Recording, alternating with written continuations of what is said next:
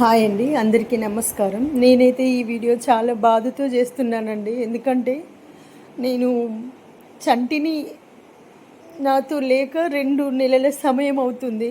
అది డైజెషన్ అవ్వట్లేదు అసలుకి.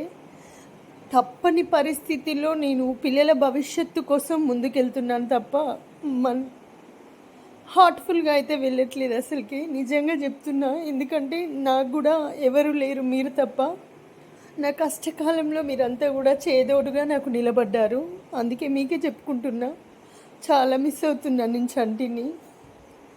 కానీ పిల్లల ముందు బాధపడలేక నాలో నేనే అంతమైపోతున్నా. మేము సంతోషంగా లేమండి, నటిస్తున్నాం అంతే.